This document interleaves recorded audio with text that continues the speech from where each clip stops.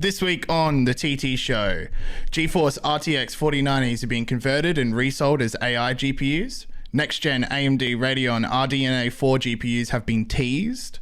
YouTuber exposes $1 billion company for thievery. Ubisoft gets into hot water over pop-up ads in Assassin's Creed. A new OLED study raises big concerns. Mixed reality pooping is a thing. And AI nudes are spreading in colleges. Let's get into it. Welcome back to the TT show. My name is Jack Connor. I'm a hardware editor over at Tweaktown, and today I'm joined by my co-host, Kosta, gaming hardware editor at Tweaktown. How are you going, mate? Pretty good. I noticed you got a different background this week. Yes, I have switched locations. I've recently moved out of the last studio, which was my parents' house, and moved into a new house with my girlfriend. So yes, this is a temporary setup. It's if you could see it, most people would have a heart attack. It's quite messy, but I'm currently building the other studio across the hall from me, and we can expect some bigger and better podcasts for the TT show. Oh yeah, definitely. Well, I mean, I've been just moved into this place like 3 months now, and this room is like the least touched. It's just, you know, as you can see, just piles of stuff. Yeah, yeah. It's like it's still on the list to paint, put up shelving, make it all nice. Yeah. But you know, hopefully before Christmas, that's the goal. Yeah, yeah. It is a bit of work. Moving has oh god, I didn't realize how much. So much fun. Oh, it's so much fun. No, I've been at it for about 4 days now, and I feel like I'm probably 75% the way there to completion, but that last 25%, like, now I'm tired, I'm fed up, I don't want to do it anymore. Like, I'm a bit grumpy with it. I don't want to move. How much? Go on. How much takeaway have you eaten? Oh, no, actually, because you just spend all your day unboxing that. It's just like, what time is it? Oh shit! But just get takeaway. Yeah, you just get pizza. We got Uber Eats the first night, and then the following two nights, we had steaks because I wanted to use some of my new kitchenware that I bought. So I just whacked some steaks on the cast iron pan and cooked that up. It was real good. But anyway, enough about food. We should get into this week's jam-packed episode of news. What did you want to start off with? We have a lot here, as you guys would have heard in the intro. Yeah, we can start with the GPU stuff, as we've been following. Okay. Last week or the week before, or actually been a couple of times now, we've talked about the GeForce RTX 4090 being banned in China. Yeah. It's too powerful. It's on the export ban list in terms of how much it can power it can do. It makes me laugh every time. We touched on it last... Yeah. I know, it's the only one. Last time we touched on how that, you know, prices for the 4090 are going up, and that... you know, partners, you know, before the ban kicked in kind of like last week or, you know, late November, that they were just shipping whole bunches of 4090s to China, and I guess other markets or wherever it's being banned. And so, you know, obviously, like, now you can't send them there, but so they were just like stockpiling them. So basically, reports now are showing that there are obviously people that are just snapping these up. That were just buying them in bulk, right? Yeah. And essentially what they're doing is they're swapping out the gaming, the 4090s are chunky, right? You know, like the gaming GPUs, they've got like 3 fans, you know, 3.5-inch slot heat sinks and all sorts of craziness. So what they're doing is they're removing all the shrouds and putting them in old school blower type cases or shrouds. And the blower fan type is usually what you find in workstations, and because they're thinner to slot or whatever the case is, and they're being resold as AI GPUs for a markup, substantial markup. What's the substantial markup? Well, it's just craziness at the moment, because basically the 4090s themselves were being sold for like $3,000 to $4,000 US in China each. Wow. Apparently. And so the AI GPUs are, you know, let's say double or triple that price. So they're probably going to be sold for way more as AI workstation GPUs in the region now. Oh my god! So that's probably box of. We're probably looking at like 5, 6, maybe even 7,000, because usually the workstation GPUs are a lot higher anyway. Like even putting workstation in front of your GPU gets you a few extra dollars. But that's insane. How long do you think this will go on for? Well, I guess they've just. This is all going to get like a bit shady, I think, because as soon as you ban something, so what's going to happen is that people are going to be companies are going to be ordering, more 4090s potentially from Nvidia, and then repurposing them as AI GPUs and trying to, smuggle them into China or other countries, or just start selling them as, because it's already put the price through the roof, and it looks like the 4090s is, potentially next year going to be like this unicorn GPU that's just going to be super expensive and out of reach for anyone anymore. And the time was to get one kind of at launch. And with Nvidia releasing the 4080 Super, which would be more powerful than the 4080, that might just be like the flagship that you can get in every region. And the 4090s, forget it. It's either being used for AI, or you're going to have to spend, double the MSRP just to get one.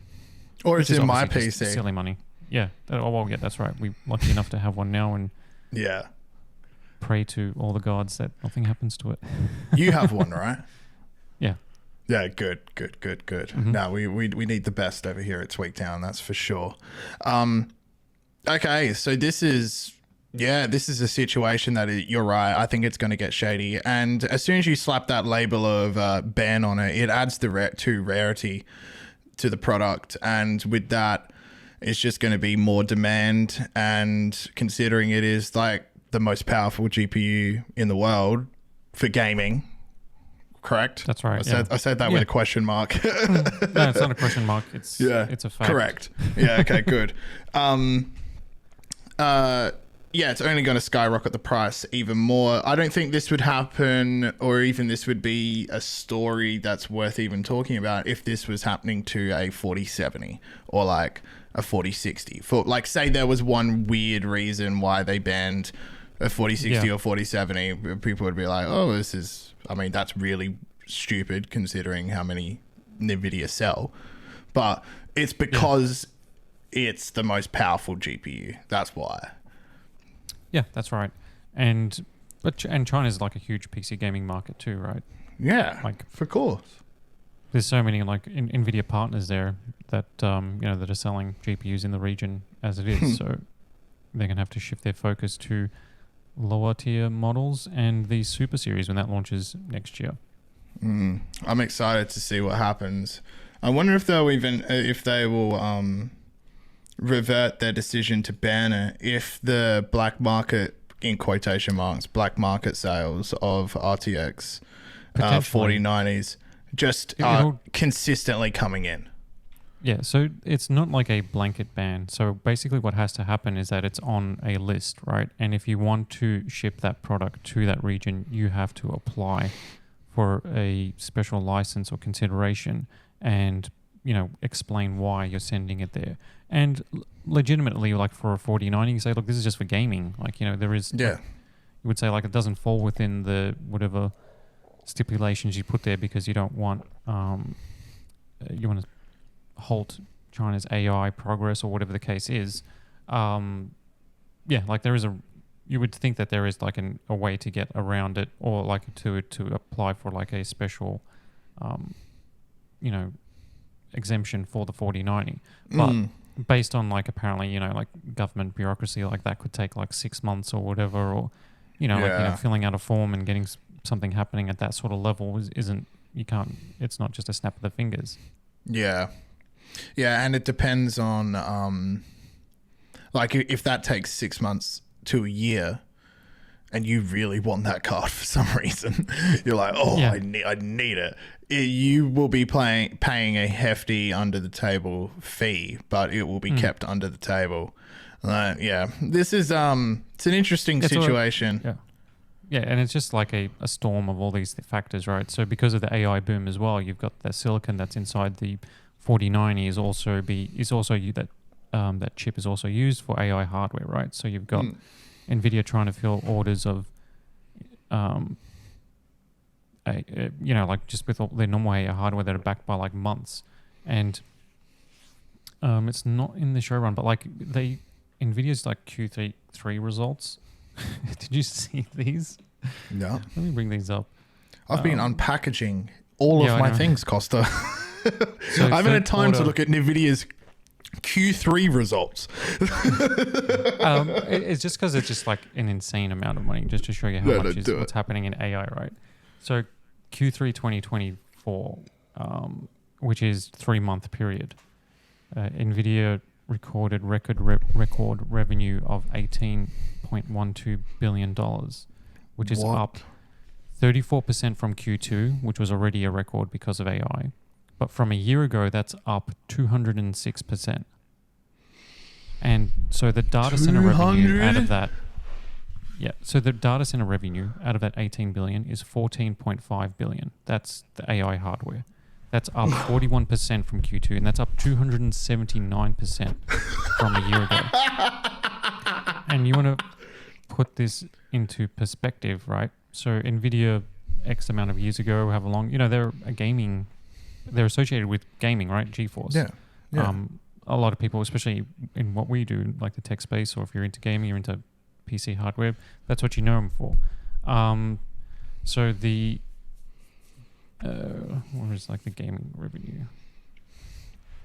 Let me bring this up. Yeah. So gaming revenue was 2.86 billion for the quarter. Wow. Which is up 15% from the previous quarter and up 81% from a year ago. So gaming revenue is up.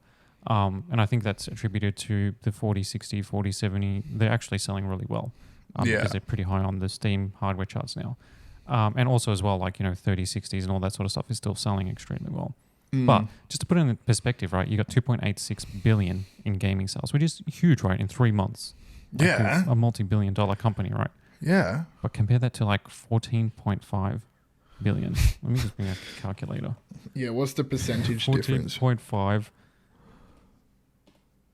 divided by 2.8. So it's 5 times. Wow. So the AI business is 5 times bigger than the gaming business. Their gaming market. Wow. Yep. Yeah, and I feel like that's only going to get bigger. Like, I don't think that's going to be slowing down anytime soon. No, it's expected that Q4 is going to be even bigger. Yeah, wow. Has Nvidia held their $1 trillion... They reached $1 trillion valuation or something like that. It was when we were in... just before at Computex this year. Yeah, at Computex, yeah. Did they keep that, or did it kind of like hit the top, hit the ceiling, and then bounce back down? But with these kind of... You would think so. Yeah. Yeah, I think it has kept it. Like, these sort of results are just insane. Yeah, that's what I'm thinking. Like, with those kind of like that kind of revenue that they're pulling, you would think it would only keep going up. But Nvidia really is just kicking ass in all intents and purposes. Yeah. What do we have next on the menu? Is that everything that you wanted to talk about regarding the band card? Or we'll make sure to keep you guys updated on that, because it is a story that we have been following, and it is funny that there is a gaming GPU that China has banned. And if you are lucky, hey, it's not China. The US has banned. Yeah. Hilarious stuff. Very, very funny. Next, we'll switch things to gaming GPU stuff. A couple of stories. These can probably go together. Or actually, So like building off Nvidia's like insane revenue, and the 40 series is doing well, and apparently there's the super GPUs coming early next year or in January, probably around about CES time. So this was kind of interesting. It was just like announced today when we were recording this, and I'm just surprised that it hasn't actually been a thing until now. So if you buy like a 40 series GPU now, which is like the 4080, 4070 Ti, 4070, 4060 Ti, 4060, including the 4090 if you can find one, you get 3 months of PC Game Pass and GeForce Now Priority Pass. Wow. So which is like cloud gaming. And like PC Game Pass games are coming to GeForce Now. Like Nvidia's had this like cloud gaming thing for ages, GeForce Now. It's been around for a few years. It's even available here in Australia. The fact that they haven't really bundled it together seems until now in sort of like a big way is kind of confusing. You would think that why wouldn't they do spending that? hundreds of dollars on a GPU and you want to be a leader in cloud gaming. Yeah. You would just bundle it. Yeah, for sure. From day one. Like you would just be like just to get people using it. Yeah. Oh, sorry. Is this story in the show notes or is this something that you've Yeah, it's the top one now. Yeah, number one. Oh, number one. Yep. My bad. Oh, okay. Yeah. This one I pasted in. Yes. Sorry. Sorry, I had that opened in another tab and I was like, where is that? Yeah, that's very interesting. That Yeah, it's called when did Now come Play out? Beyond When did Fast with RTX. GeForce Now has been around for a few years now. Like I'd say was it the 20 series? 3, 4, 5 years. Yeah, it was the 20 series. Yeah, I thought so because I recognized that from when I was doing the benchmarking with Anthony. I think I remember that being announced. I'm sure it was the 20 series. I have to have a quick Google of that. Let me have a look now. Yeah, so February 2020. So it hasn't been that long. But so 2020 would have been during like the tail end of the 20 series. Yeah, right. It got upgraded, like the premium or the one that you get with this, like the to 4080 hardware that you're streaming off. That got updated. So they're using those sort of rigs. Yeah, like maybe they haven't bundled it because it's super expensive to run. But by all accounts, it sounds like it's somewhat popular, and it's apparently the best cloud gaming service currently available in terms of latency and performance. Yeah. Yeah, I think cloud gaming kind of had like a bit of a rise and fall. Like everyone was very excited for, what was it, Stadia? Google Stadia? Oh, yeah, Stadia. Yeah. Which and then that got discontinued, didn't it? Yeah, Google will just abandon something as soon as it doesn't set the world on fire. Yeah, they axe so many projects. But I remember that being a very big part of the news cycle in tech. Is like, oh, cloud gaming is here. And I think you could do it off, correct me if I'm wrong here, people in the comment section as well, the Nintendo Switch with a Resident Evil title. I think it was seven? Mainly Japan. Yeah.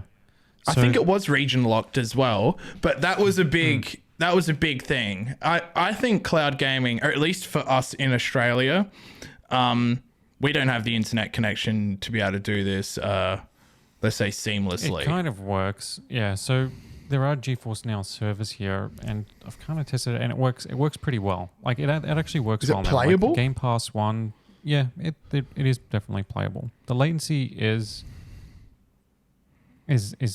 okay. Like it depends fine. on the game you're playing. It depends on the game. Yeah. Yeah. Like you're not gonna. It's just not going to be instantaneous, right? Like you're not going to be playing professional Street Fighter or Twitch based like a shooter. Yeah. That sort of level using cloud. But the fact that it works is pretty cool. You could enjoy like Hogwarts Legacy or a Resident Evil type experience where, there is a bit of latency, but you get used to it over, like, say you play for like about an hour and a half, and now you're kind of playing one-to-one with the latency, if you know what I mean. So it's become a part of the game. But yeah, you're right. You're not going to be playing like Apex Legends or like Overwatch or any of those competitive shooter titles with that kind of latency, or at least here in Australia. I'm guessing the latency is better in the US. Yeah. Like it comes down to like how close you are to the servers, but I think it's just the technology. Like, obviously, like it comes down to like how good your internet is, because the server-based side is as good as it's going to be in anywhere. So like you got, I guess the only two big players at the moment in cloud gaming, like the two big ones, would be Xbox and Nvidia. And the Game Pass one is cool because it works on a bunch of devices, including your phone. And there's data centers like in Sydney, like so they're just Azure cloud servers, but they're just all running like Xbox One S blades or mostly just older hardware. And it's kind of okay. The latency is a little bit hit and miss, especially if you're on a mobile network. Like it all just depends. Like because then like even if you're just running off like your phone, connect to your Wi-Fi router, then connect to the server, there's just always going to be. There's a lot of handshakes here and there. Yeah. There's a lot of handshakes that need to happen. The GeForce one also has local servers in a lot of markets, so it's only available in places where there are servers, and there is like a requirement for how fast your internet is, but their latency tech is a bit more mature, and their hardware, because they're running high-end RTX hardware, like you can kind of like get the benefit. Like the benefit there is like, okay, I've got an old PC, but I want to play Alan Wake 2 with RTX on a 4080, and I don't want to spend $2,000 Australian on a 4080. I'll spend $30 or $20 for a month or two and just play it that way. And that sort of game you can play that way because the latency isn't huge. That's a slow-paced game. Yeah. It's fine. And then you can play it with all the bells and whistles. And in that sort of instance, it makes sense. But yeah, like, I don't know. Like, I'm not hugely sold on cloud gaming yet because I prefer to game, locally. Install it locally, run it natively. Yeah. Yeah, no, I agree with the scenario that you propose, and I can't really at the moment think of another scenario where someone would choose cloud gaming over locally getting it.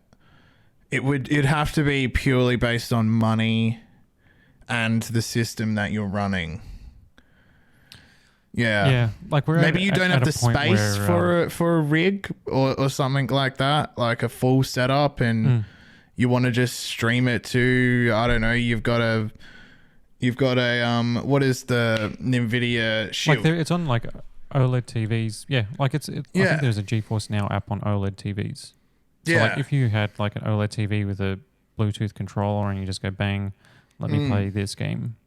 Then then you can, like the idea of it actually makes it like it makes sense. Right? It's convenient. Right? You don't have to do anything apart from just load the app, right? And it's the reason why Netflix and Prime Video and everything else is super popular is because streaming is just easier. Yeah, it's way easier. So I guess once they fully crack the code, but the problem with gaming is that it's not like it's more than just content, right?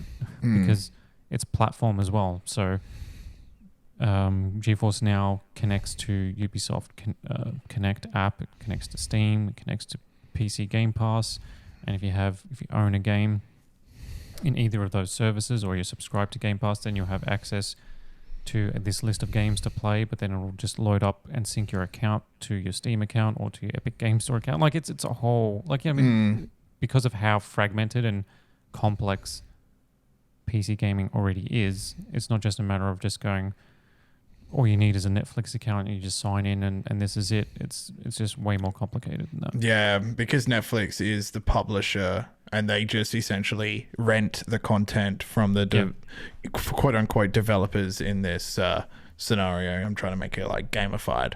Then they can just distribute it wherever they want, while these services, like you said, are more fragmented. You got different publishing agreements. There's like could be an exclusivity thing that is built in. Like it's very messy. It gets messy. It's like you can't just get, let's say, the entire Xbox. PS3. Hold on, wait. I'm just making sure I don't say something silly here. Is this every single game in the Xbox Game Pass? No. It's like a that's what I thought. List that they're just adding. That's what I thought. Yeah. I was going to say every game, and I was like, wait, hold on. I should make sure it isn't every game because I assumed it wasn't. What are we talking here? This is not the system selling titles for Microsoft, or is it? No. They put their flagship game, so you can stream like Starfield. You can actually stream, I think, the latest Call of Duty and stuff. Like it's all. Oh wow! Okay. It's all. Like it's slowly going to get better and better. Like in terms of like what you have access to. But yeah, like it's. I don't know. Like. It's good. Like this is the sort of thing that they need to do anyway to get more people using it. Maybe we can just quickly go over this story. I'm just going to drop it in the show notes. It's not currently on there. It is a story this is on the streaming side of things, but it's more movie based. So I just whacked it there at the bottom for you. So I can never pronounce his name right. Guillermo del Toro. I know I've butchered that, and I apologize to all that have heard me. Yeah, Guillermo del Toro. Yeah.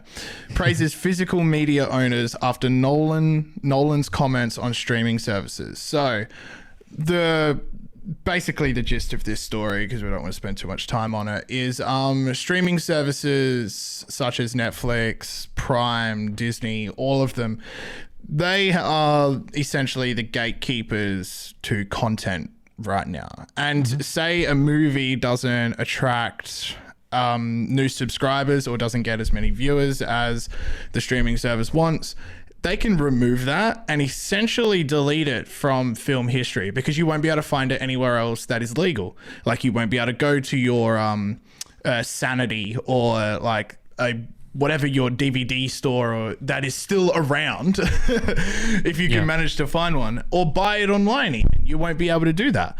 So, and the reason I'm bringing this up is if gaming does this and goes exclusively to cloud gaming, and then for some reason their game isn't popular, they can just remove that and no one can ever play it again. We're already kind of there, and I think like most people have got 2 feet over the line because everyone uses Steam. Like there's everything's digital now. So if like Steam removes a game off their directory, no one can play that game anymore unless it's elsewhere on other clients. Unless it's on like, this is one reason why I like, GOG, Good Old Games service, because you can only sell a game there unless you can only sell a game there if it's DRM free, which means for every game you buy on GOG, because the company that runs GOG is CD Projekt Red, or the developers of The Witcher and Cyberpunk. So if you buy Cyberpunk from GOG, you can download it and keep the files. Yeah, keep the files. Like you've got the game and you can install that on, or you can actually give it to anyone, right? So like if you got like classic, it's a great way to collect classic games because it's almost like an archive, because if you download it, you've got it, right? As long as you back up those files, you can install it and play it anywhere, unless it has like unless it has to authenticate with an online server. You know what I mean? Like if it's Diablo or something where you're playing on Battle.net or whatever the case is. Yeah. But if you wanted to play like Age of Empires or or even emulated games as well. I'm a massive proponent of physical media, and I suppose I collect like the original physical media. I collect books, specifically like Tolkien books. But my best friend, he has got like 5,000 Blu-rays. And he is just stacking Blu-rays in like defiance of Netflix. Oh yeah, man. Yeah, I got one of my close friends as well. So he's collecting like 4K Ultra HD Blu-rays, and like telling me I'm buying this, and this. He's just buying whole swaths of them. I'm like, number one, they're better quality than what you're going to get on streaming, because the bitrate's higher. Absolutely. And you're getting more lossless, or the audio codec is a lot better. And if you're after just quality, physical media trumps streaming. Absolutely. But Christopher Nolan's concerns are like so spot on, because so he directs films for Warner Brothers, right? He's under the Warner Brothers. I'm not sure, to be honest. Yeah, I think so. Yeah, because DC, like Batman, was Warner Brothers. So anyway, like or whatever. So Warner Brothers is owned by whatever Time Warner, whatever parent company. They own HBO, and in America it's HBO Max or Max, whatever the streaming service is. And they're removing programs like as part of a cost-cutting measure. So if they remove something from streaming, right, they don't have to pay the content creators anymore, right? Because you've got rights for like radio. If you have the show on, like the director of that show or whoever's made it gets paid residuals or constantly gets paid for. Yeah, depends on the agreement. Doesn't matter. Doesn't matter. Yeah, whatever it is. So they're just removing shows, and some of these shows aren't available on physical media. Now, if you go across to Disney, they're doing the same thing with Disney Plus, and Disney is one of the biggest companies in all of media. Yeah. So it's not a great show, right? But they did because anything old is new again. They did a sequel series to Willow, which is like a 1980s fantasy film from George Lucas. That's not very good. Okay. I've never heard of it, but go on. Yeah. So they did like a series like a year ago, Willow, the TV series. I saw the trailer. I'm like, why are they doing this? I watched the pilot. It was terrible. I actually didn't get like within 20 minutes. I was like, forget this crap. But that's like besides the point, right? So not available. They didn't release it on Blu-ray or Ultra HD 4K Blu-ray. They removed the show. So it actually hasn't received a physical release. It's no longer available on the platform. They spent millions of dollars to produce it, and now it's basically gone because they don't want to have to pay or whatever the case is, like to keep it up. And so like that's like spot on. So basically the only way you can watch that is now if you have access to the internet and the thing called torrents and illegal archives or downloads. Like, so what happened is like a new show comes out on Disney Plus and then 0-day releases on torrent sites and like whatever, like all you get day one rips for like shows, like they appear and you can download them, right? So now, and that's obviously not legal, but people do it, and people have been watching media or consuming media that way since the beginning of the internet. So now that illegal method is the only way to watch this show, but it's also the only form of media that's actually respected the content to be able to archive it. Yeah, even though that's exactly right. Even though nobody's making money off it, so it's bad. Obviously the people, the artists aren't making money off these downloads, but at the end of the day, it's like, well, if you're going to get rid of it, don't delete it from history. Yeah, there has to be an alternative. I completely agree. And I just hope gaming doesn't go that way entirely, even though we are kind of already there. I think, like with streaming, online authentication and digital, it's like, fast forward 20 years from now, there's going to be a lot of games that you just can't play anymore. Essentially, if you're checking out through Steam, or if you don't own the actual physical copy or the files for the game, like you don't have them installed locally somewhere else, you're paying for a license for that game. You don't actually own that game. You're paying for an indefinite license that can be taken away from you, which is it's kind of messed up when you think about it like that. But there's a lot of things that make it kind of like annoying, right? Because like copyright law is so strict and technical as well. It's so situational. Exactly, right. So you got like games from let's say that you go back to the PlayStation 1 and Nintendo 64 or PS2, that sort of era, Dreamcast, mid to late 90s, early 2000s. A lot of those games had licensed music, right?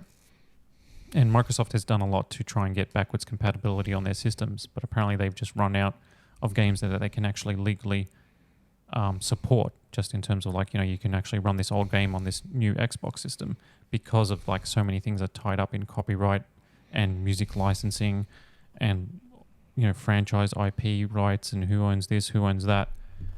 And it's a similar situation like with movies and stuff, like because they're no longer available, you have to go to like an archive, like an internet archive or a place like that where people have backed up their own copies, and now they've bypassed the security. So now there's an emulator so you can run this, or you can put it onto like, there's you can buy like, let's say you got a Super Nintendo, you can buy like something that plugs into or you can buy like a console that runs actual Super Nintendo cartridges, but then also runs the ROMs because it's similar hardware because they've bypassed everything. And it's like this really cool sort of like, if you just look at it from an archive perspective, that there are, because movies are now with streaming services are going to end up like that, where you need to be able to figure out a way to get a copy of it if they're not going to release it on physical. And the concerns are real. Like the concerns are real in all, gaming as well. Yeah, as, I just don't want to delete.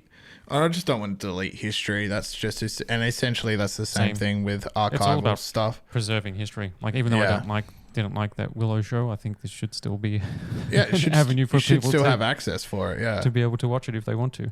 And I'm sure there's people that love the show. Yeah, apologies. We should move on. Let's talk about the YouTuber that has exposed a $1 billion company for right-clicking and saving his ideas. Okay. Hold on. Sorry, I'm actually using my phone data right now to do this podcast, and Optus is just texting me to say that my internet may be delivered today. So can we temporarily pause this? I'm going to go check if someone isn't banging on my door, and we'll be right back through the power of editing. And welcome back. Sorry about that. Yes, let's get straight into this story. So if you're in the tech space and you like watching tech YouTubers, Marcus Brownlee, and there is a few other fantastic channels, but one of my personal favorites is JerryRigEverything. So this guy's entire thing is he tears everything apart. He'll get the newest iPhone, he'll take off the back plate, the glass, he'll remove the internals and basically walk you through all of the individual components that are within the device. So what he has done is he partnered with Dbrand to make teardown skins, and they do look awesome. Skins and phone cases. Sorry. Now, I wouldn't own a phone case or skin for my phone because I love the look of the iPhone that I have, the iPhone 15 Pro. Without a case? What are you, a madman? But no case. I run naked. That's how... It's dangerous. It's a dangerous game you're playing. That's how Apple intended it to be felt in my hand, and I love it. But I would own one of these. I would probably take it off every now and again. But it just looks sick for someone that likes hardware. They really do a good job. Now, in the video that is listed in the article, which can be found down below, he explains that Dbrand and himself go to big extents to make sure that the components are all correct. So they will buy, let's say, a iPhone 15 Pro, then they'll scan it through an X-ray scanner and make sure that what they're making is accurate to what is actually in the device. But also, and this is where it gets very interesting, he puts little Easter eggs inside of the skin, while also like bringing out contrast and changing some of the design to make it look let's say more aesthetically pleasing. So if you look down, I don't have the photo in the article, but an example of is a copper wire that would usually be covered by a plastic plate instead of having that plate, which would make it more accurate. On the Dbrand skin, he's removed that plastic, so the copper wire is exposed, so it looks cooler, if you know what I mean. But that doesn't mean that he can't put little tiny Easter eggs from his channel in these skins. So it's a bit more personalized, and if you look close enough and you're a fan of JerryRigEverything, you'll find them. And what has happened is competing company Kosta has appears to have, because this is an ongoing lawsuit, so we got to be somewhat careful, appears to have copy and pasted the listings on the Dbrand website and then just printed them onto their own phone cases and are now selling them. And the way that JerryRigEverything has, let's say, alleged these claims, has discovered that they have stolen stuff from him, allegedly, is those Easter eggs within their skins. And he was showing them in the video, and it says, I think... one of the glass. This is one of the Easter eggs from JerryRigEverything. Glass is glass and glass breaks, and that is in the D-brand skin and also in Kosta, and that is something that he says a lot when he's pulling apart a phone, and he's doing like tests on the glass to see what severity level it breaks at, and he's like, yes, it breaks. He talks very like robotic, but yeah, I just thought this was insane because Kosta is a $1 billion company, and it appears that they have simply gone to D-Brand's website, gone, oh, that's great.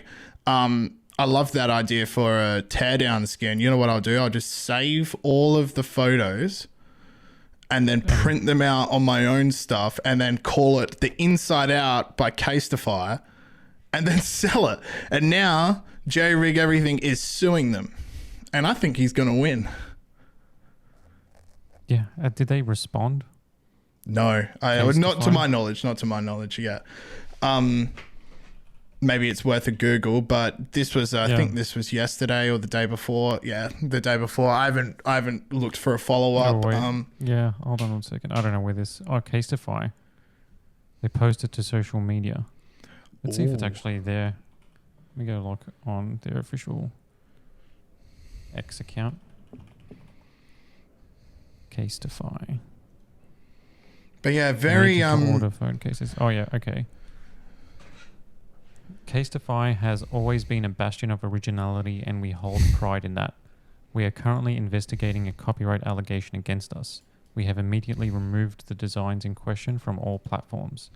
We are also investigating a DDoS attack that disrupted our website when the allegation surfaced.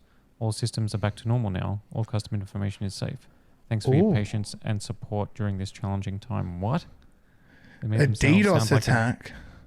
Trying to make themselves... Are they the victim? Sound like a victim. Oh my God. They're the victim in all this, maybe. Wow. That is hilarious. I don't know how they can get out of this. Maybe they say that the DDoS attack replaced their product images with the same ones that appear on the D-Brand website.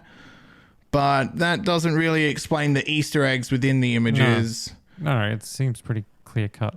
This is open and shut to me. Alleged. Yeah, allegation against us. That's I don't think I'm pretty sure Kosta is a European company. I don't think they're in the US, if I'm remembering correctly. So this is going to be an even slower process, perhaps. I don't know. Copyright infringement, IP online, if it's cut and dry, like this could be quick. But, you know, you never hope for... I mean, you never expect anything within the legal system to be fast. No, and I think at that size it'll be settled out of court with like one of those non-disclosures, you know. Yeah, it'll just go away. Unknown sum, both parties agree to never talk about it again. Yeah. And they ride off into the sunset and start making more cases. So yeah, I just thought that was a pretty interesting story, and I'm very happy. Like I love the underdog. Yeah. And especially when a $1 billion company is ripping off a tech tuber for his, like, that's his brand. Teardowns is what he does. And just to rip off his and steal his ideas like this, I find it disgusting. Allegedly steal his ideas like this. I mean, you can make up your mind for yourself. I'm not telling you. Yeah. I don't have a dog in this race. That's all I'm saying. I just don't like $1 billion companies ripping off anyone, really. Definitely, man. Like if they're doing it like that, just ripping off like an artist or you know, because like if you're turning that into a case like that, it's art in a way. You Yeah. Yeah. Yes, and you've just ripped it off wholesale. Yeah. Let's scoot along to another story. Should we talk about the GTA 6 leak, or did you want to head into one of your other stories? I wanted to, I guess, like, because it's on the same sort of thing of like big company does bad. Okay. How do you feel about Ubisoft? obtrusive pop-up ads? Oh, they're my favorite, especially when I'm playing games. While I'm in the game that I've given money for, and I'm enjoying the world, I then get an ad. That's my favorite type of ad. Well, good news for you, because during the Black Friday sales, people were playing. It's not even the latest one, because it's so people were playing Assassin's Creed Odyssey on Xbox and PlayStation. And so they were just playing the game, and it's a brilliant game. If you haven't played Odyssey, I recommend it. It's one of my favorite. Yeah, I've got Assassin's it Creeds. downloaded. Yeah. And so they're playing the game, and then they bring up the map, as you do, because there's icons to chase and quests to quest. And so you pause the game, or no, you don't pause the game. You bring up the map, and as you before you bring up the map, you get a full screen ad that says Black Friday sale, buy Assassin's Creed Mirage for 20% off. Take advantage of 20% off on the latest game in the series! A, to buy now. B, to close window. That is hilarious. So it takes over the entire screen, right? So we're talking like that thing from the early days of the internet when people were like, what the hell is this? A pop-up ad? Nobody wants this. Like, where just browsers would open new windows and it would just be like a full screen ad for something. And that didn't go over well. It never goes over well when ads are obtrusive, right? So somebody captured the footage, so you can see it on Reddit. There's a link in our article on it. And it is exactly how I explained it. And people weren't happy. So Ubisoft, who has a track record of being in gamers' good books with their focus on microtransactions and such. And also, if you're playing a game on Xbox or PlayStation, there's no ad blocker. There's no way to circumvent this sort of thing. And so this happened like before Black Friday, so like on a Thursday or Friday, so over like a weekend. And then Ubisoft responded on the Monday, and they said it was a technical error. That's hilarious. When it's not a technical error, because apparently this community note here, because I love on X, is probably one of my favorite features that Elon has put into the platform since he took over from former Twitter, is community notes. And he himself, Musk is who I'm talking about, has been community noted in the past. And just a little bit of explanation for what a community note means. For you to be able to do community notes, you need to be able to... It's an editing birth of two groups of people that aren't like-minded. So people that for a post to get a community note, it means both sides of like the opposing contentious topic have come to a conclusion and agreed. So it's pretty solid information in terms of like, if you have two opposing groups of people that inherently don't agree with each other, agree on something, that's likely to be very true. So Ubisoft gets community noted, and it says this technical error in quotation marks was already in Assassin's Creed Odyssey 4 years ago and could also appear when opening the map. So they've done this before. Yeah. And it's like a sale season, right? So they discounted Mirage. So this is my guess of what happened. I'm alleging. Hey. This is my allegation. It's all claims. Of what's happened. Yeah. Is that Black Friday sales are coming up. Ubisoft is going to discount Mirage. The game's just out. It's fresh on the scene. They've got thousands, 100,000, 200,000, 1 million people playing previous Assassin's Creed games. Why not advertise to them to buy the new game? Exactly. It's a direct advertising. If this was a technical error, what an incredible technical error this was. Like, a technical error when this ad didn't like appear in some in Assassin's Creed Odyssey, just happened to be on the wall as like a texture. Yeah. No, it was front and center on the map. Yeah. What an incredible error. Who would have like it's almost like it's the best spot to put it. Yeah, I know. When you're actually paying attention to, like, say for example, like that moment, right? Like, you know, if you've played an Assassin's Creed, you've played an open world game, and you're exploring the world. That moment you press the map button, right? Do you think you're more attuned to what you're seeing on screen than at any point during when you're playing that game, right? Like when you pause to look at the map, you're looking, 100% you're focused. attention. You're focused on what's happening on screen. You're focused. You're looking for something specifically, and you're focused and you're in it. And so if you put an ad at that specific point, the most focal point. That's amazing. That was an error. Yeah. That's pretty. Exactly. What are the chances for this error to occur there? And nowhere else. Like the ad wasn't on like the sword of the character, like just on the blade part, and you're like, wait, what is that? Yeah. And you're like looking in, and then you're like, oh wait, Assassin's Creed Mirage 20% off. No, this was front and center on the map. That's hilarious, and I'm glad that they shot themselves in the foot, because that's just I don't think they'll do it again anytime soon. Oh, they'll wait 4 years. But then, exactly, every 4 years. Yeah. But to shift it to a broader thing, ad technology in games is rapidly evolving. And Microsoft is probably at the forefront of it based on what they're investing in and have been investing in.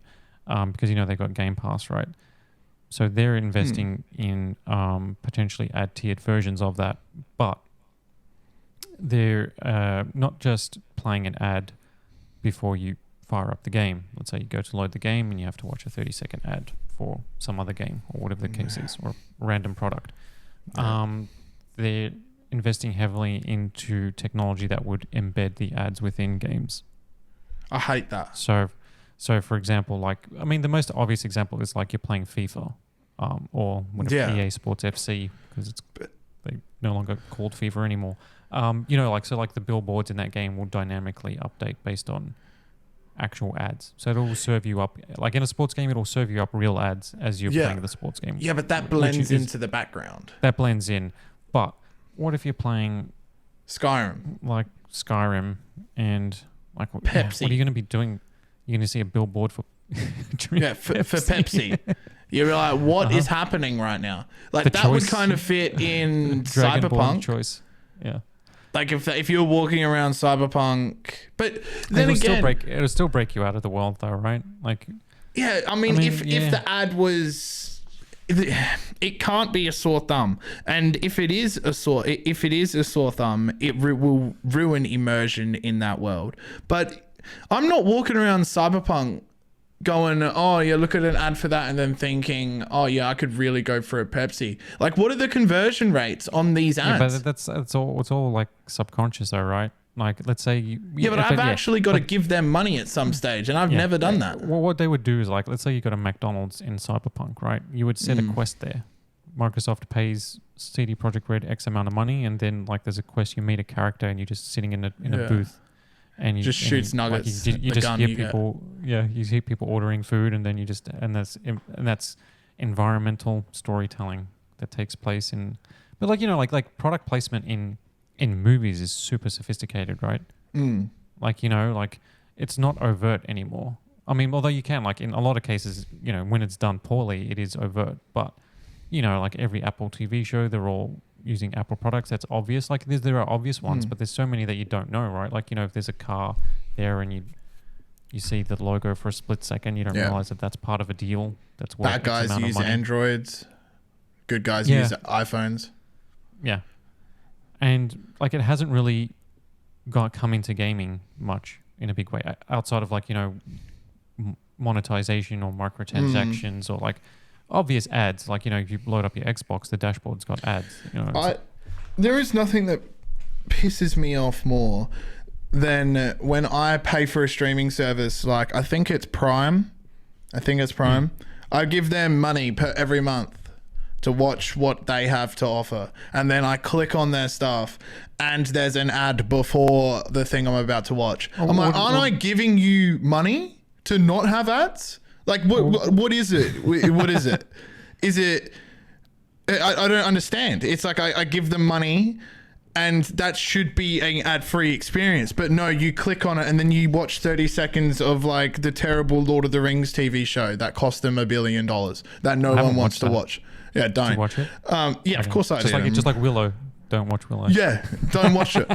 I mean, it should exist, but I hate that. I hate that. Like if I'm paying a subscription per month, that should be ad free. Yes, and I 100% agree. I think the worst culprit or the worst example is TVs. If you buy a Samsung, LG, or TCL, or whatever the case is, right? You buy a smart TV, you turn it on, and you've got an ad. That's the first thing you've got. Is like, obviously you sign in, do the firmware update because it's a piece of tech, so it needs to update firmware like everything else in the world now. But once you get to that dashboard, like you spent thousands of dollars on this new high-end big screen TV, and you've just got an ad. You just paid to have another ad delivery system. Yep, it's disgusting. It's just like get out of my face. Like that's like when I was saying like that sort of stuff hasn't been in gaming. This is always one story that I find super interesting. So the game Crazy Taxi. Yeah. It was in the arcades. It was on Sega Dreamcast, right? Yeah. And you just it's a super fun arcade game. You just pick people up in a taxi and you got to drop them off at a location within a time limit, right? This is 1998, I think it came out. I remember this. Around about then. Yeah. And so in that game, right, there's KFC and Burger King, I think, or Pepsi, or there's like a couple of brands. So like, where you pick somebody up and you have to take them to the KFC or whatever the case is. And that's product placement in like a video game, you would think. Yeah. But back in 1998, Sega actually paid these brands to be featured in the game. It was actually the other way around. And even at that point, the video game industry was huge, right? But like the companies didn't see video games as like dollar signs for like ads and stuff. Like they were kind of a little bit behind the times. But now, let's say you released Crazy Taxi now, you'd have all fast food joints and all these places that you can visit in the real world, lining up to give money to like put us in there. Like if this is what the game is and it's going to be popular. But back then, Sega was actually paying companies to be featured in their game. Yeah, and I suppose there's no way for you to measure the conversion. Like how many people are in Crazy Taxi so you had to drop someone off at KFC and then went and actually got KFC. But it could be as simple as just paying for brand awareness. Like that's maybe, what it is, right? Yeah, you're just paying for eyeballs to see your logo. And that legitimizes your brand in itself because more people know about you. Yeah. Like, I don't know anymore, but there was a point where Coke spent more money on advertising than any other company. Yeah, that's crazy.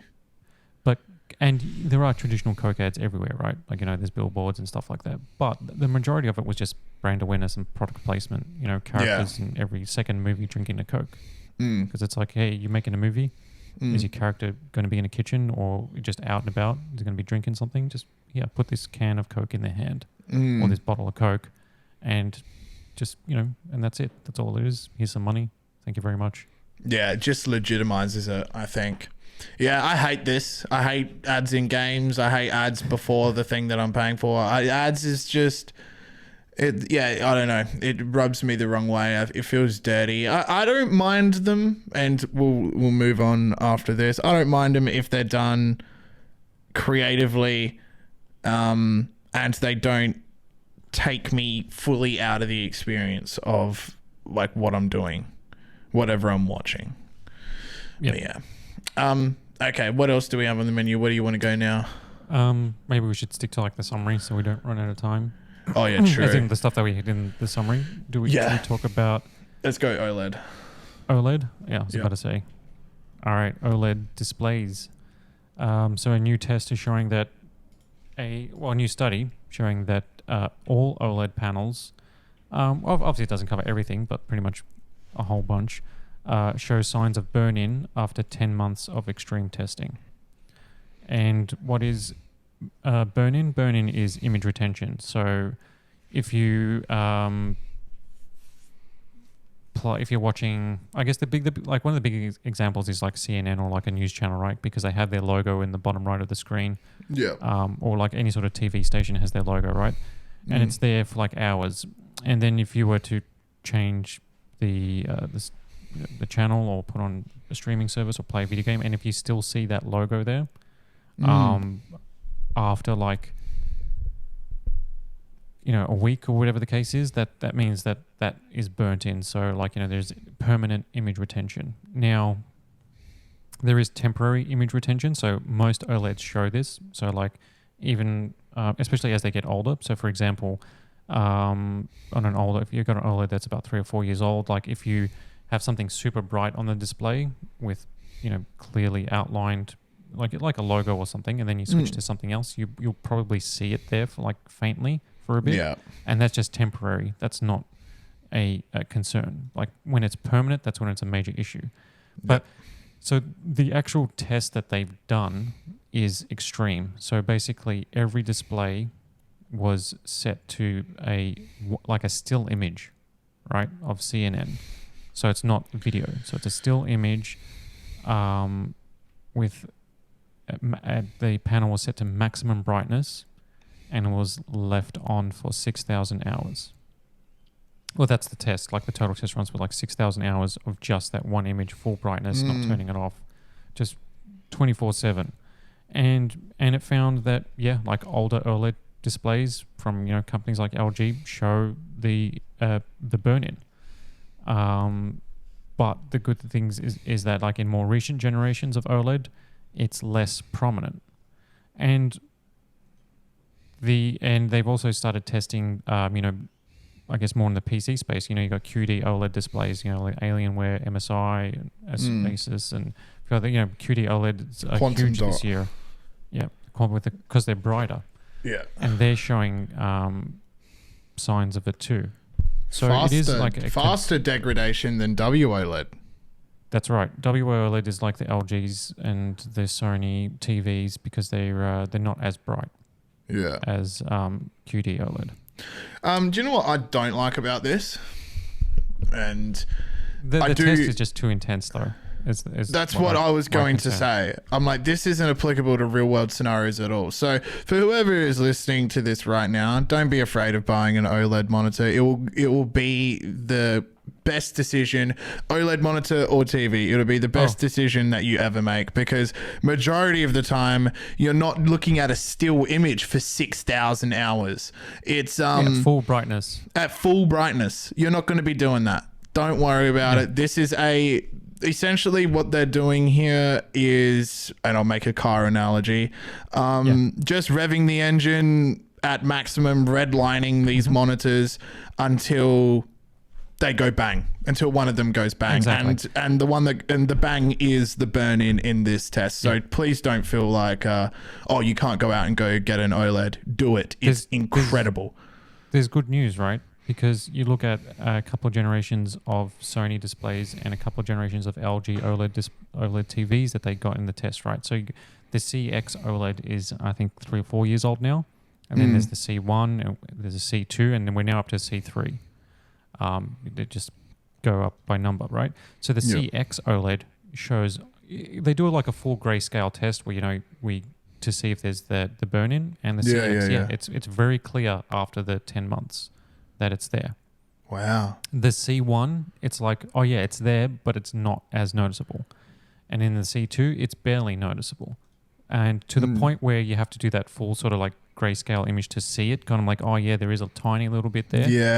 But if you're just using the TV, just watching movies and stuff, you won't notice it at all, or you're playing games. Yeah. So, and that's under an extreme test, right? So the pixel refresh technology, Asus has a graphene on some of their latest OLEDs. They've got a layer of like graphene film, so to cool it, because OLEDs get super hot because it's an organic material. They have like really good cooling in their OLEDs, and they've tested it, and like there's all this technology, the pixel refresh and all this sort of stuff. You don't run them at full brightness all the way. Like you just normal eye care stuff. That is my main issue with some of the gaming monitors that I've been testing from various brands is I can't turn off the pixel refresh feature. Some brands they're too bright. They're too bright. It's annoying, but the thing is they're just too bright and they need to cover their ass. I hate it because I'll be in the middle of a game and then this, depending on the monitor, sometimes it comes up, depending on the brand, sorry. Sometimes it comes up in the middle of the screen. Sometimes it comes up in like the bottom right. Right? Yeah, but I'm getting as many headshots as I'm getting, Kosta. Yeah, I know. When people are just dying before me, I can't take my hand off my mouse. There's just nothing that I can do, but it will distract me. Like I'll be gaming, I'll be like, oh yeah, there's another kill, and then I'll look down for a second, and then I look up and I'm dead, and I'm like, oh, I don't like this. I'm gonna write in my review that it's annoying. It is annoying. And if you click yes or no, nothing happens. Like I hit yes, let's do a pixel refresh. And it's like, well, I'm going to have to restart. This might take 15 minutes. And then nothing even happened. And I was like, okay, well, are you refreshing or what's going on? And then, yeah, it is annoying. But again, don't worry about the burn-in on this. Sorry, you go. I don't know. Like I agree. Like buy OLED. Like if you're going to get a display and you can afford an OLED display, if your priority is on cinematic immersion or like color accuracy and contrast and things like that, then get OLED. But even now, like the high refresh rate OLEDs are getting up to like 240 hertz. Like even if you're gaming as well, like the latency, it's like 0.03 milliseconds on OLED displays. I tested it's instantaneous. Aegon, I can't remember the model number because I don't know, gaming monitors are just named so poorly.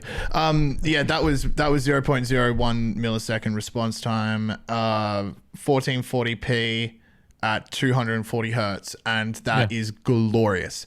That is the new 1440p 144 hertz with 1 ms response time.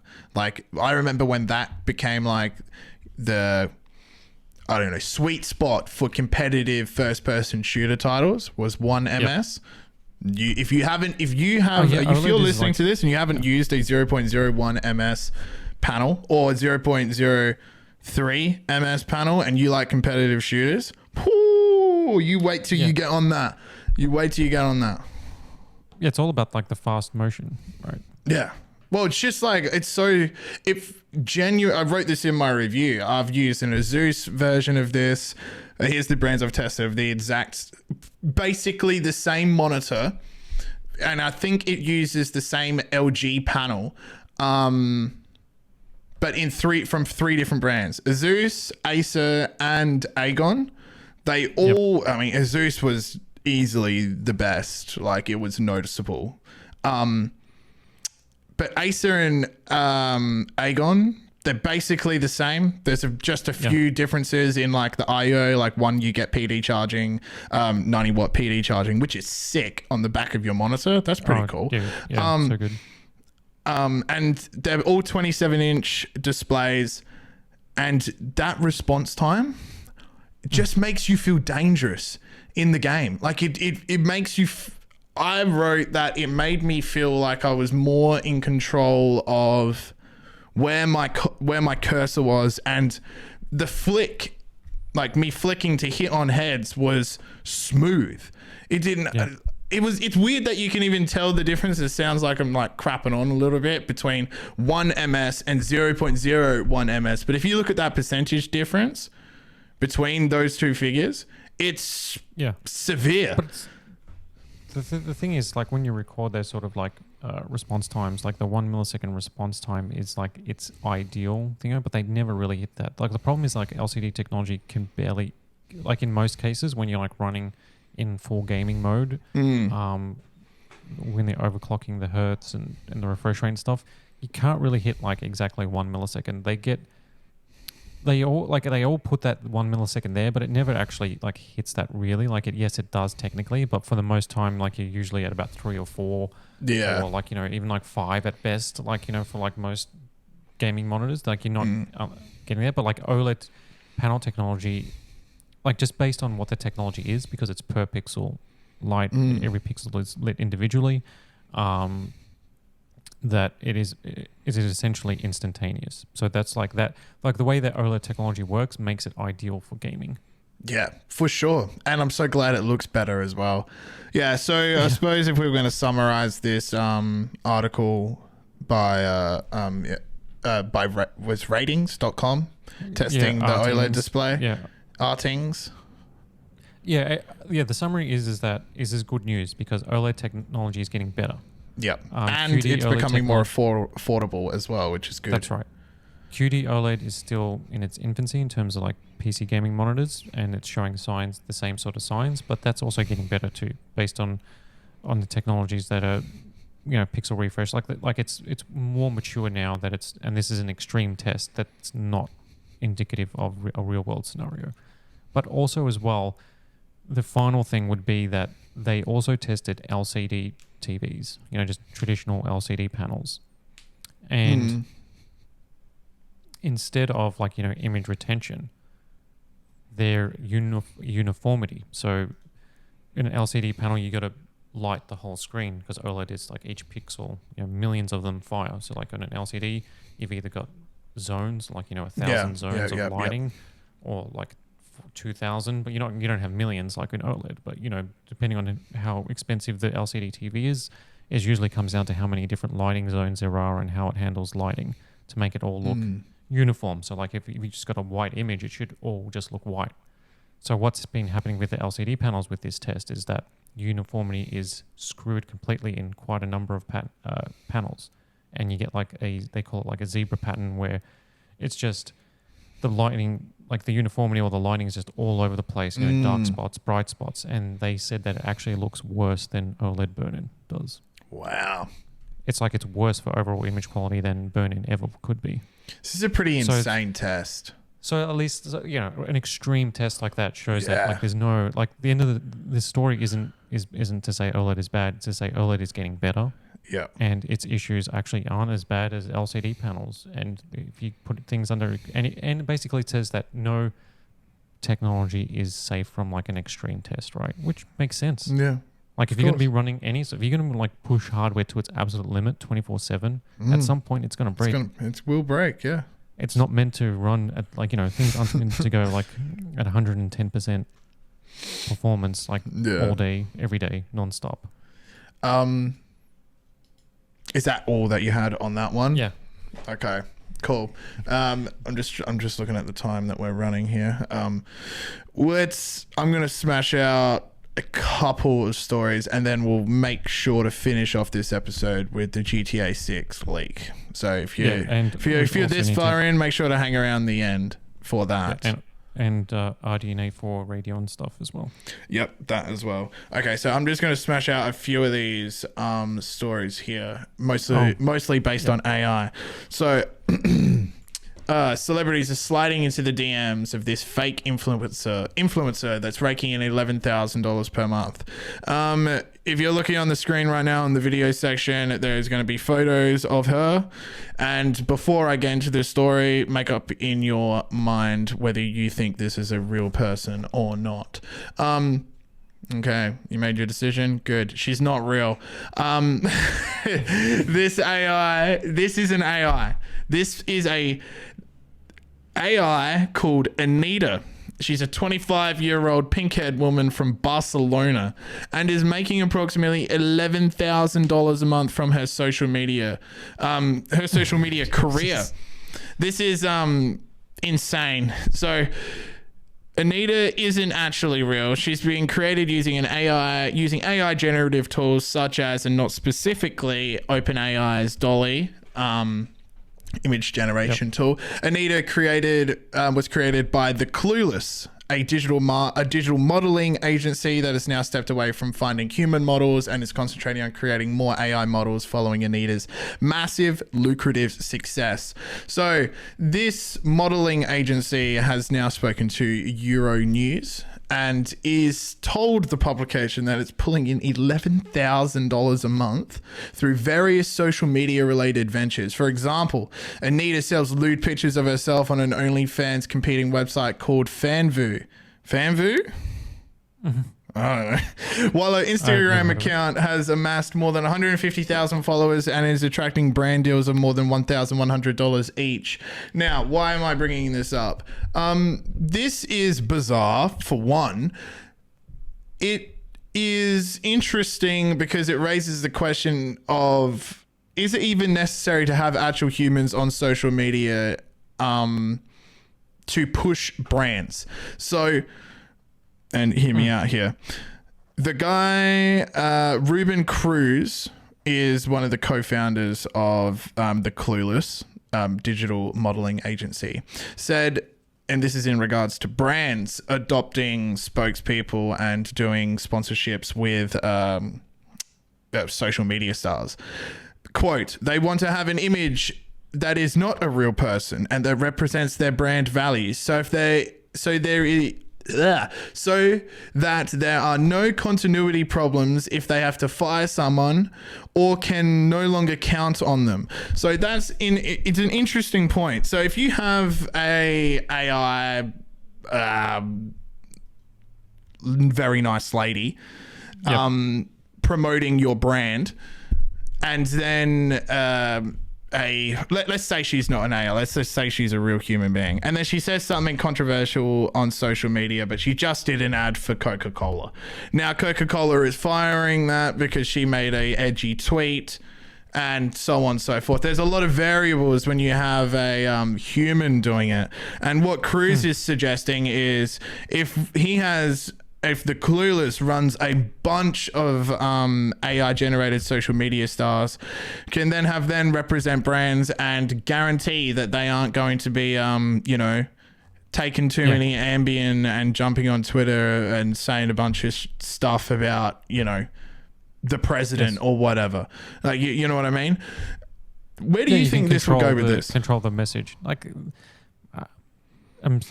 it's like surprising, but you're not surprised. Like based on AI and where things are now, that somebody's going to create like AI influencers, like in the Twitch space, right? You got VTubers, which are like anime, basically computer generated or anime characters, right? And these characters are streamers and they're influencers, and they've got social media accounts. They've got brand deals. So like there's people that follow VTubers and streamers that are creating content that are just fake characters.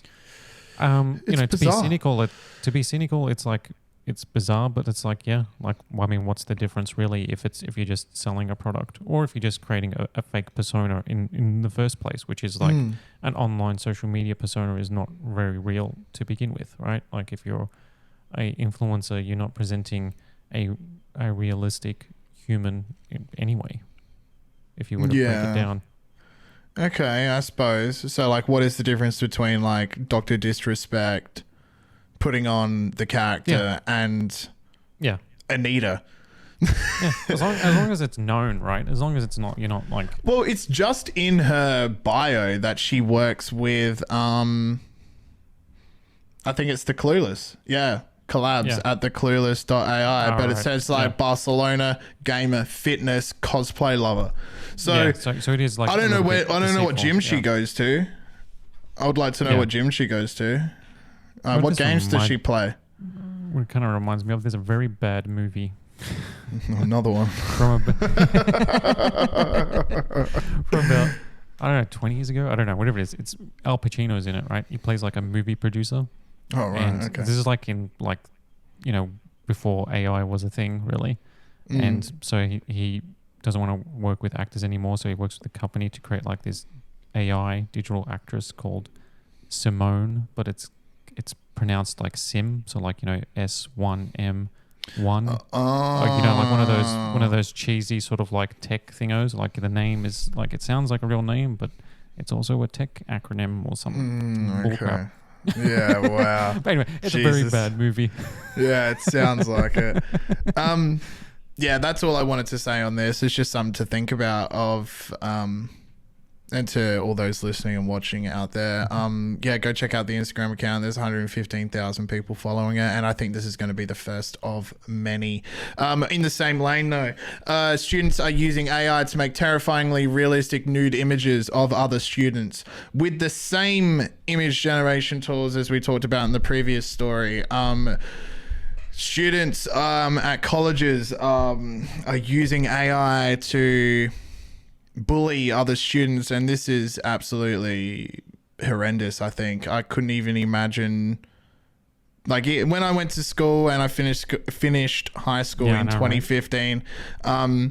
There was several instances of nudes of underage girls back then being sent around the school, and I can't even imagine what it would be like if you didn't have nudes and someone made it appear that you had nudes, and then sent it around. And then sent it around the school.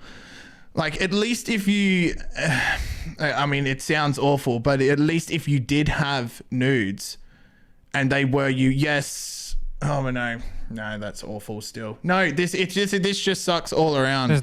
There's no situation where it's not terrible. Yeah, I'm trying to find the silver lining in here, but I don't think there is one. Because it's basically like the previous story. I mean, not necessarily the previous story, but this is like using AI to do things that. This is awful. This can ruin someone's life. Yeah, like it's only like it was only like a matter of time, but things are accelerating so quickly. That's yes, of course, because like people were making like fake pictures of like, of like celebrities or whatever the case is, and like Photoshop editing and things like that, like people like extortion, blackmail, or trying to humiliate others just through like, superimposing or like using digital images. Digital image manipulation became a thing. Like, it wasn't long before somebody did something similar, but now you've got it at a scale that is unprecedented, which makes it's easily accessed. That's the issue. It's like, back then you were like superimposing and a bit of photoshopping and stuff like that. That's that requires you to actually know how to use Photoshop, and it takes a lot of time. This is like, you just feed like bloody 3 photos of the person that you don't like into the machine, and then it's be like, hey, make this person appear nude.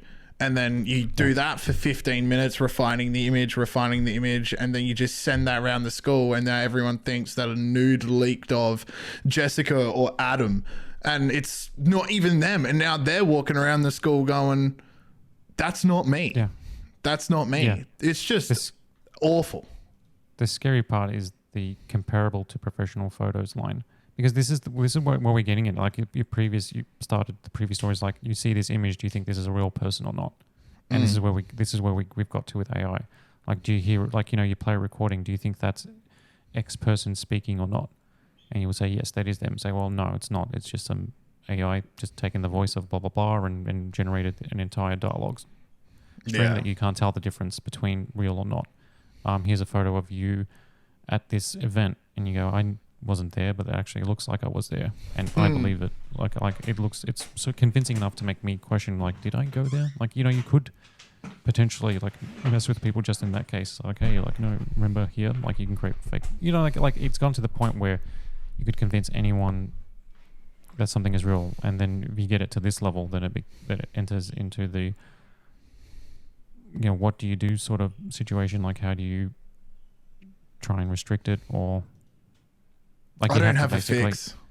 Like, I think you just have to educate people. Like, I think you just have to like, it has to become like a thing at colleges and high schools where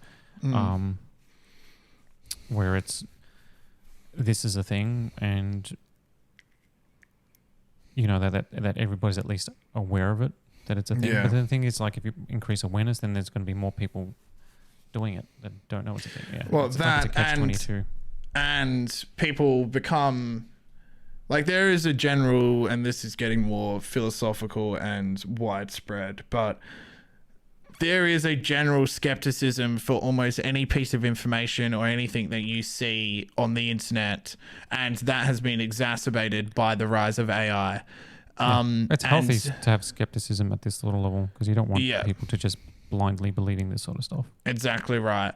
And I think that's all I need to say on that one, is that you should be skeptic. You should be somewhat of a skeptic online with the information that you read, and verify your sources. It sounds cringy to even say, but please do your own research before you even, I don't know, repeat. Or if you, instead of doing your own research and you hear something or read something online or see it or watch a video, just say you're not sure if this is 100. Retailer revealed that pre-orders would be available as of December 12th, 2023, and that the date was, quote, confirmed to us by the distributors, end quote. So that's the link to Rockstar Games, as they are the publishers and developers of all the titles that they make. However, now, this is why you take it with a grain of salt. So, Rockstar Universe, the X account, attempted to replicate the same response from Argos and was unable to do so. Now, given the, like you were saying, Kosta, the excitement around GTA 6, it's possible that these screenshots went viral, Argos found out, and then when Rockstar Universe tried to replicate the responses, they put a lid on it. I don't know. It could be a bit of, I don't know, this is a bit conspiratorial. Argos wants a bit more publicity. Now I've written their name in my article, and so is every other gaming. And exactly. It's like, who's now Argos? we're talking about. Yeah, now we know. Baby. You want to buy stuff, you go to Argos. There you go. Now you know, even though this isn't true, well, we don't know if it is true. Whether it is true or not, Argos in GTA 6 names have been put together, so this is what do you think? This is why, like, as soon as Rockstar announced trailer, we're going to drop a trailer in December or early December, whatever the case is. I don't know where I got December 6 from. I think maybe GTA 6 was in my brain. I can't remember if it was anyway, there's a trailer coming, right? So then that's been confirmed. The game's been confirmed. So what are people going to move on to now? It's like there's hype now. The hype is real because we're days away from getting to see the game. So now they're moving to release date. So now the speculations, or even just a guess, either it comes from an informed source or it's a guess that the trailer is going to have a release date and it's going to be mid-2024 or whenever, sometime next year.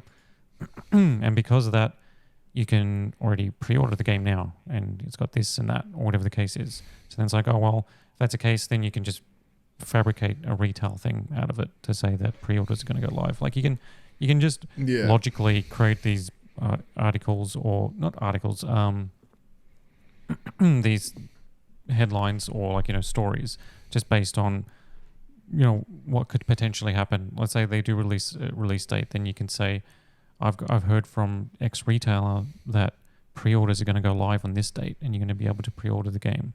And it's so easy to do.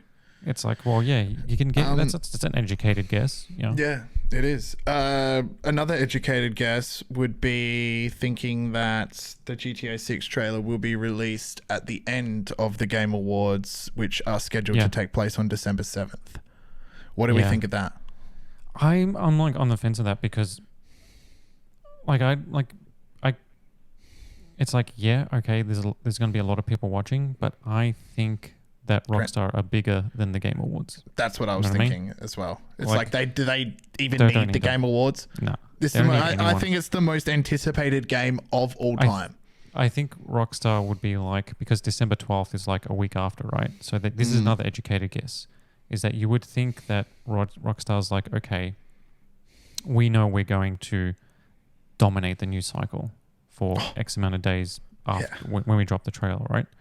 So the Game Awards are a week before, and they've got respect for other developers, and they make great games, and so they're like, well, we don't want to detract from Larian Studios is probably going to win for Baldur's Gate 3, or we don't want to just we want to celebrate games as well, so we'll announce it because we know the Game Awards on the 7th, so we'll drop our trailer on the 12th. And that's the PR decision, or the studio heads just decide that that makes sense, because it's like, why would you cannibalize somebody else just because you're so popular, right? Like Rockstar do their own thing, but they're not going to be I guess bullyish in terms of like, it's like, hey, Game Awards are today, guess what, we're also going to drop our trailer, and then nobody's watching the Game Awards, everybody's talking about that. You know what I mean? Like, not about everybody, the end but of the Game Awards though? So we've gone through all of the. Okay, you don't think so? No, and I think that Jeff Keighley, the host of the Game Awards, needs to say, just want to tell everybody that there is no Grand Theft Auto 6 trailer. This is all about... That will make everyone think that they will. You're going to have to wait for that. Or Rockstar announce the day before the Game Awards. Good luck to everybody at the Game Awards. Our GTA 6 trailer is dropping next week. Here's a countdown, 7 days from now. Because I think didn't they do a countdown for like Red Dead 2's trailer initially? I have no idea. I can't remember. But anyway... Look, see, like this is like, I could just generate, like this is my idea, and I could just say I heard from somebody. I'm gonna write that news up right now. I'm gonna say that I heard it. I don't know where from. You heard it from me. Yeah, I'm a credible source.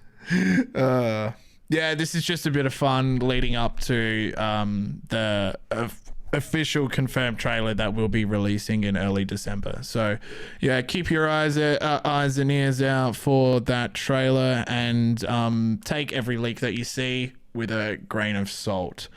Okay, let's last story of the day. Oh, 2 quick ones, because they're now. Oh, okay, sorry. But first one, actually no, save the best for last. Go for it.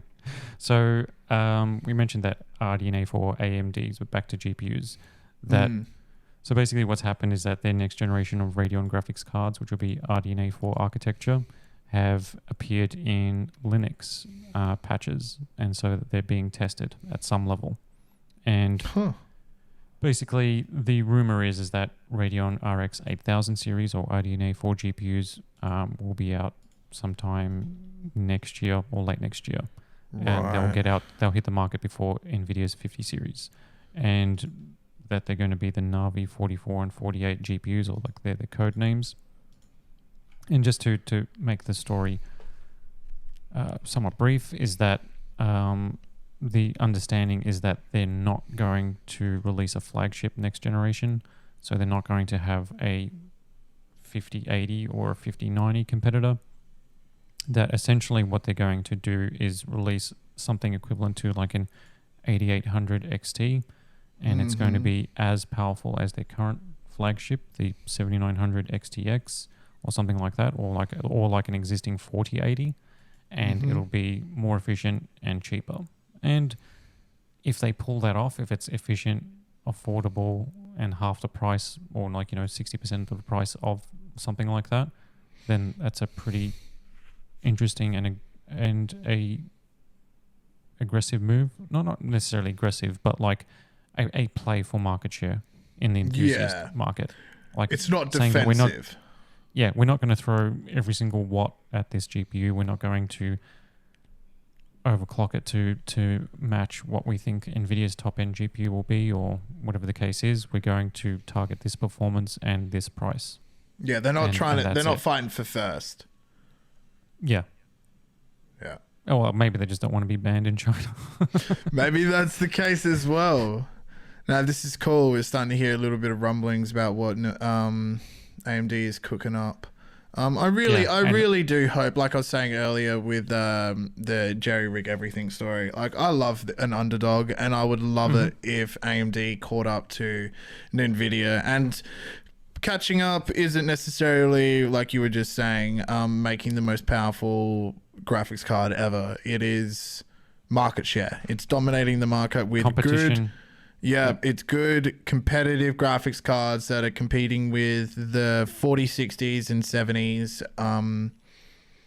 That's where it's at. Right. And if they can beat them, there, then they have a fighting chance. And while they are holding on by their fingernails for all intents and purposes, I'm all for it. I'm a fan. I want to see more of it. I'm excited for this these new cards coming out. I would love to see it. It just needs to, it needs to hit the right thing. If you hit the right price point, if you hit the right efficiency and you hit the right performance. Let's say you did as the current flagship, the 7900 XTX. It's a powerful GPU, right? It's a 4K GPU. It's second to the 4090 in a lot of cases. It beats the 4080 in some cases, falls behind in ray tracing and a few other situations, just the usual give and take sort of thing. And it's priced like the 4080, but it's not a 4090, but it's kind of fighting for second place for the existing lineup. But if you were to take that and let's say make it smaller, faster, cheaper, more efficient, that's what you want to see, right? Absolutely. You don't want to see the same thing, but just more powerful, but just the same thing that just pushes everything too far. You need to the one criticism of the current generation is that the size. Sort of it's the outside of the 4090. It's that you've got these you've got good cards, but then the price and the performance isn't quite what it should be. What I mean? A 4070 should be it's super efficient. It's small, but why not just do that? But cheaper or disrupt the whole make it smaller. Yeah, I think make it do smaller. Something. Yeah, do something. No, I'm excited to see where graphics cards go because they kind of started off small, or at least when I started to get involved in the 900 and 9. I was there at the end of the 970, 980. Yeah. There, and then 10 series and almost the entire 20 series. They started to get big from my experience now look at them. They're massive. I miss the small cards. Oh yeah. Dude. Yeah. One thing I like about the current generation is that you can get a 4070 that's 2 slot and 2 fans, and it's yes, that's what they should all be. That's because perfect. Because and it's super efficient, right? If that was a lot, if that was cheaper or whatever the case would be, in a perfect world, super affordable, small, powerful, doesn't use much power. That's what most people don't need any more than that. I just want to see something at the 4080 level or the 4070 Ti level, which is still super powerful for most people's gaming. Just get that into a efficient, small, package. Then smaller form factor is what I'm after. If Nvidia is listening and AMD is listening to this, make it smaller for me. I'm fighting back at that's what she said joke. Anyway, final story, yes. Because this is the big one. The headline is Redditor takes MetaQuest 3 to the bathroom and that is the big one. Pooping with the Quest 3 is magical. I do that. Who is this person? We need to send him something. Okay, so this is a quote. I'm the kind of person that likes to take my time during my morning poops. This is Redditor Tall Hole 5777. So if you don't know, the MetaQuest 3 is Meta's latest virtual reality headset, but it's also a mixed reality headset. It has full RGB pass-through, so 2 RGB cameras on the front, so you've got depth perception. And if you remember a while back, you had a story about somebody walking into a coffee store with the MetaQuest 3 using the mixed reality and buying coffee whilst they were having an overlay. So basically, because it's mixed reality, you can walk around in the real world and you can have a screen projected in front of you, and you can be watching YouTube, you could be browsing, you could be doing anything, right? So this person took to Reddit to say that pooping with the Quest 3 is magical. Actually gave it a rating. Said mixed reality pooping is a 10 out of 10 experience. He rated it. That's my favorite thing of this show. He rated it. Uh-huh.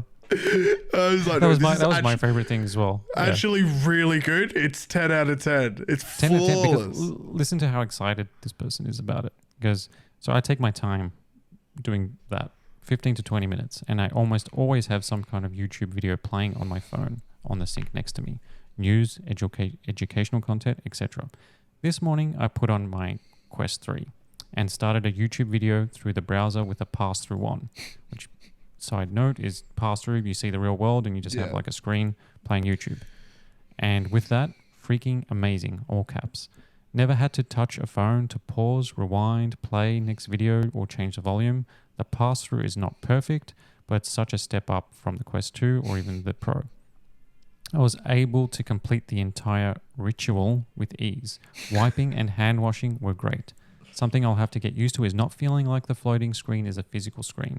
I use a bidet and I found myself extra careful not to splash any water on the screen. Also found myself flicking water off my hands so I wouldn't get the screen wet while picking up another video. I never had to physically touch the headset once. And you'll love this as well. So closing off the post, Tall Hole 5777 writes, did my fiance walk in on me sitting on the toilet with a VR headset on? Yes. Did I care? No. Will I do this every morning until the end of time? Yes. This guy is a legend. This He's guy a pioneer. is a legend. Absolute legend. In my article, I think that's how I referred to him as a pioneer of mixed reality. Oh yeah, no, he's treading new ground here. This is new ground. This is breaking new ground. I am speechless. I don't even know how we're going to top this. This could be the best story. It's probably good that we left it to last because this is hilarious. Yeah, screw GTA 6 and the possible release day and pre-orders and all that. This man has taken a crap with the MetaQuest 3 on, and his fiance caught him do it, and he's cool as a cucumber. Mm-hmm.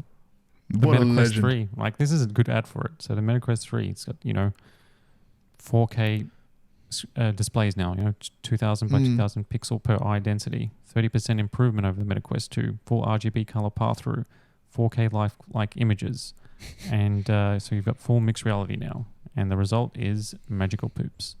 So when they advertise this sort of stuff, it's like you can watch, like somebody sitting on a couch, they put on the MetaQuest 3, and then they get like a big screen, you've got like a 100-inch TV or whatever and you're just watching a movie, and you're like, oh yeah, that's kind of cool. But then you like this sort of thing of like it should be the ad where he's putting on the headset and the 100-inch screen, and he's sitting on the couch, and then you just hear like the toilet flush, or you just hear like bloop of something hitting, and then it pans back out, and then he's on the toilet still watching the same video.